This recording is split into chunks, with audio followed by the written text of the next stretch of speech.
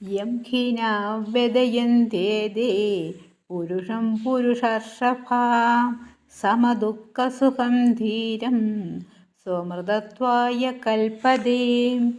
സുഖദുഃഖങ്ങളെ തുല്യമായി കാണാൻ ഏതൊരു വ്യക്തിക്ക് സാധിക്കുന്നുവോ അയാളാണ് യഥാർത്ഥത്തിൽ ആനന്ദം അനുഭവിക്കുന്ന വ്യക്തി. ഇതാണ് ഈ ഗീതാശ്ലോകം കൊണ്ട് അർത്ഥമാക്കുന്നത്. സാധാരണക്കാരായ ആളുകൾക്ക് സുഖദുഃഖങ്ങളെ തുല്യമായി കാണാൻ സാധിക്കില്ല. എന്നാൽ ആത്മജ്ഞാനം ലഭിച്ച ആൾക്ക് ഇത് എളുപ്പവുമാണ്. ദുഃഖങ്ങളിൽ നിന്ന് പാഠം ഉൾക്കൊണ്ടും സന്തോഷത്തിൽ അഹങ്കരിക്കാതെയും ഏതൊരു വ്യക്തിയാണോ തൻ്റെ മനസ്സിനെ കൊണ്ടു നടക്കുന്നത് ആ മനസ്സിന് സുഖദുഃഖങ്ങളെ തുല്യമായി കാണാൻ സാധിക്കും. നാമജപ സാധനയിലൂടെയാണ് മനസ്സിന് ഈ സിദ്ധി കൈവരുന്നത്. കൃത്യനിഷ്ഠയും അനുഷ്ഠാനവും കൊണ്ടു നടക്കുന്ന മനസ്സിനെ ഏതു കാര്യവും സമചിത്തതയോടെ കാണാൻ സാധിക്കൂ. എല്ലാവർക്കും നന്മകൾ നേരുന്നു. ലോകാ സമസ്ത സുഖിനോ ഭവന്തു.